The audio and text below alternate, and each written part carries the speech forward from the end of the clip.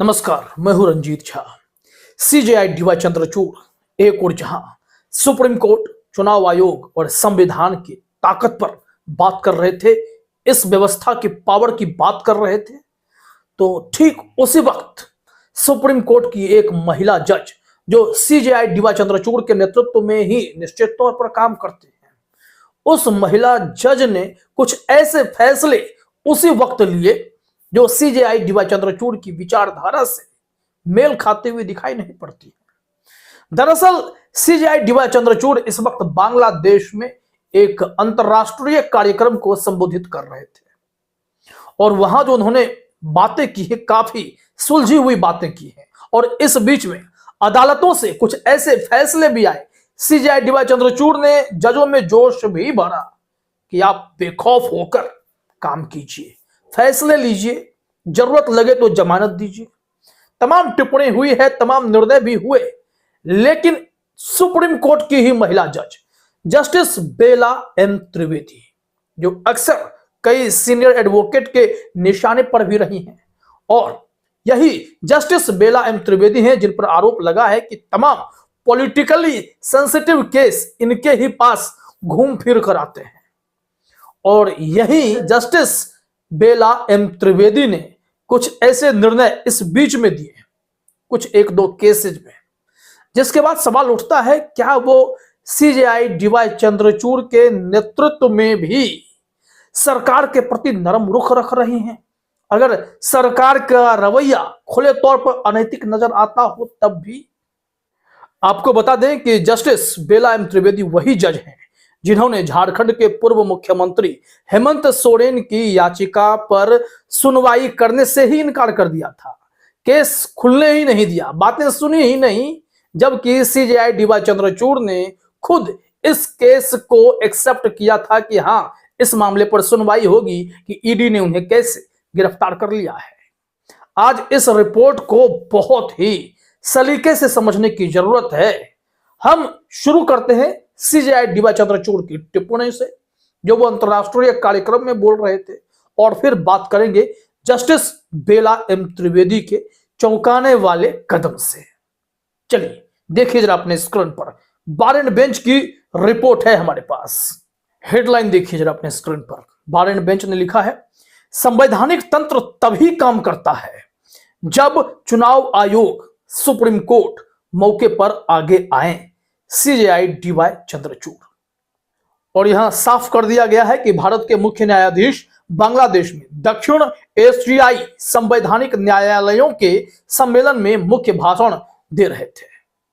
लेकिन उनकी टिप्पणी अपने आप में बहुत ही गंभीर है कि कोई भी कॉन्स्टिट्यूशनल मैकेनिज्म तभी वर्क कर सकता है जब चुनाव आयोग और सुप्रीम कोर्ट को उलझन की स्थिति में आकर एक बड़ा स्टैंड लेना पड़े।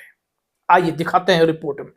लिखा गया है, भारत के मुख्य न्यायाधीश सीजेआई डीवाई चंद्रचूड़ ने शनिवार को संवैधानिक तंत्र और संवैधानिक योजना के तहत संस्थानों के कामकाज में चुनाव आयोग और सुप्रीम कोर्ट की भूमिका पर प्रकाश डाला। एक तरीके से सीजेआई डीवाई चंद्रचूड़ ने बांग्लादेश से भारत के चुनाव आयोग को भी बड़ा मैसेज दिया है, साथ ही साथ सुप्रीम कोर्ट के जजों को भी कहीं ना कहीं बड़ा संदेश दिया है। अब आप सोचेंगे कैसे? इस वक्त जो चंडीगढ़ मेयर चुनाव में हुआ वो लोकतंत्र की हत्या थी। सीजेआई साहब ने एक बड़ा फैसला लेकर उम्मीदों की किरण जगाई और आज चुनाव आयोग से भी कह दिया कि जब सिचुएशन गड़बड़ नजर आने लगे, जब स्थिति उलझन वाली हो जाए, तब चुनाव आयोग को आगे आकर कदम उठाने की जरूरत है। पहले भी सुप्रीम कोर्ट कह चुका है कि चुनाव आयुक्त ऐसा हो जो पीएम पर भी एक्शन ले सके, डरे नहीं। अब आइए रिपोर्ट में देखिए क्या लिखा गया है कि सीजेआई ने कहा कि ऐसे संस्थानों को अस्पष्टता और अनिश्चितता की स्थिति के दौरान आगे आना चाहिए। अब उनकी गंभीर टिप्पणी पर ध्यान दीजिएगा। संविधान आयकर अधिनियम की तरह नहीं है, कोई इनकम टैक्स एक्ट नहीं है, रूल नहीं है। यह संविधान आयकर अधिनियम की तरह नहीं है।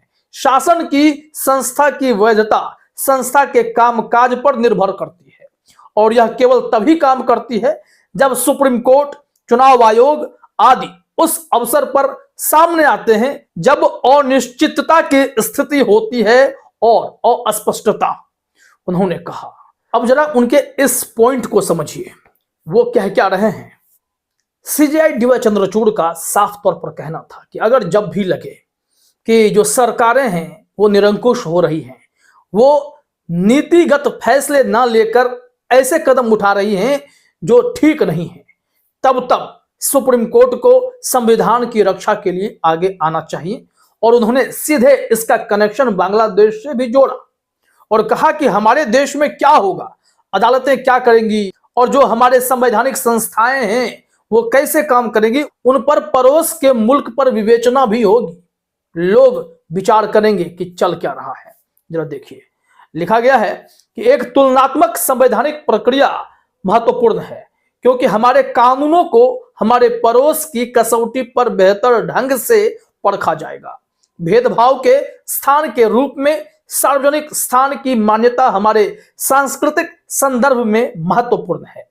हमारा संविधान उन संस्थानों के तत्वों को बरकरार रखता है जो लोकतंत्र से पहले अस्तित्व में थे। हमारा अदालतों को समावेश और विविधता के प्रति हमारी प्रतिबद्धता प्रदर्शित करनी चाहिए, उन्होंने कहा है। अब सुप्रीम कोर्ट से या फिर संवैधानिक संस्थाओं से सीजेआई डीवाई चंद्रचूड़ क्या उम्मीदें रखते हैं और क्या वो मैसेज देना चाहते हैं कि अब आप अपने ताकत का प्रयोग करें जब भी आपको उलझन नजर आए। लेकिन अब आते हैं उस मुद्दे पर जो सबसे ज्यादा इंपॉर्टेंट है। जस्टिस बेला एम त्रिवेदी, बताया जाता है कि ये मोदी सरकार की बहुत करीबी हैं, ऐसे आरोप लगते हैं।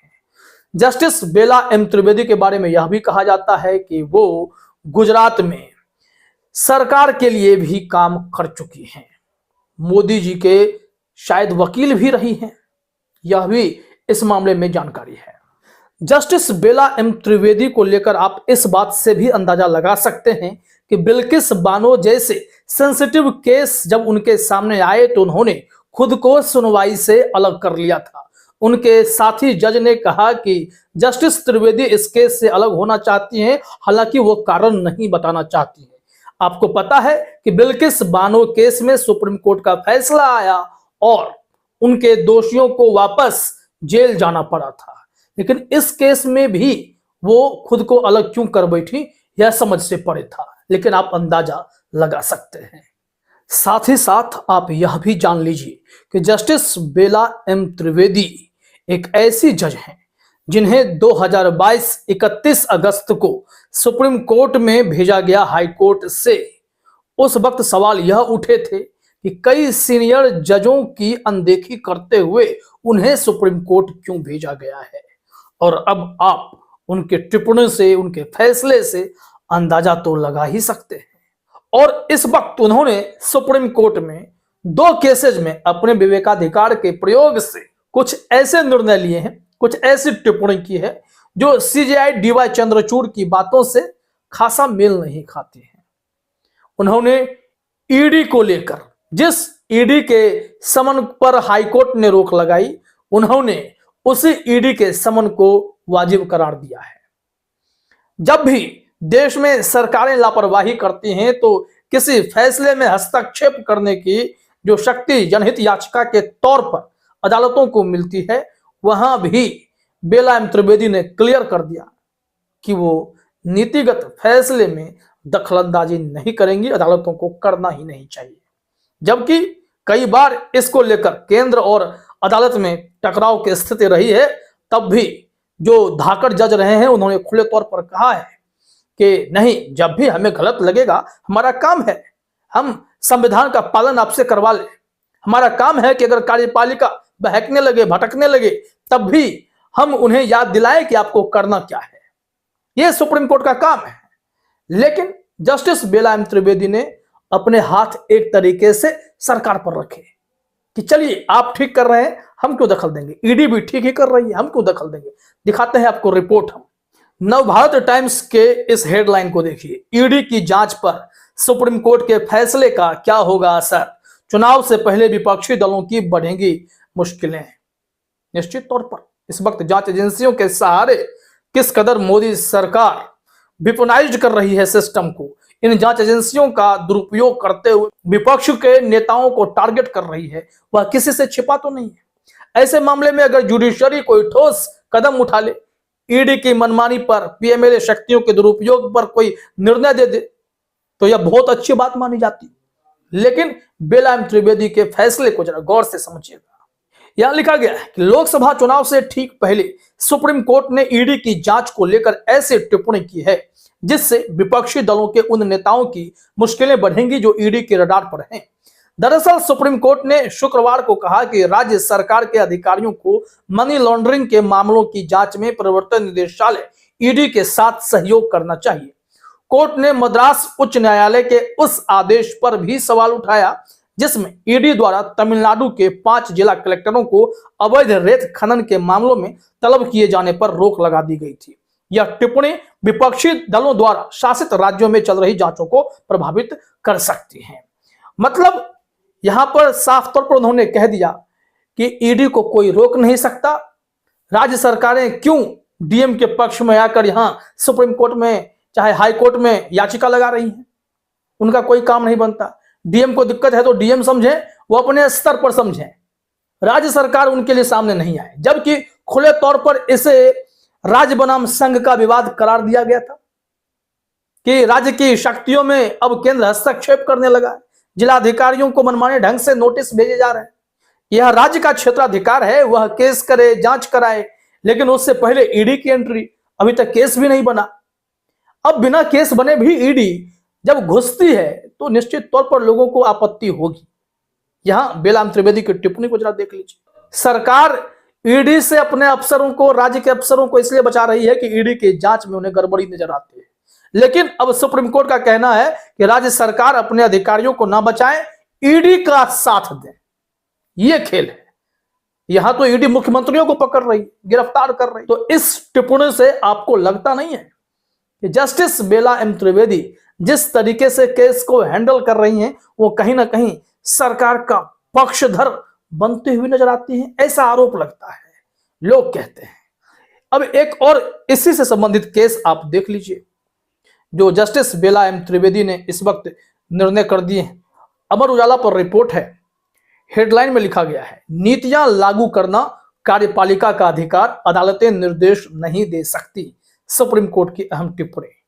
और कई बार जब बहस होती है तो सॉलिसिटर जनरल सुप्रीम कोर्ट से कहते हैं कि आप इसमें दखलंदाजी ना दें, यह कार्यपालिका है, यह नीतिगत फैसले लेने का अधिकार सरकारों के पास है, सुप्रीम कोर्ट के पास नहीं है।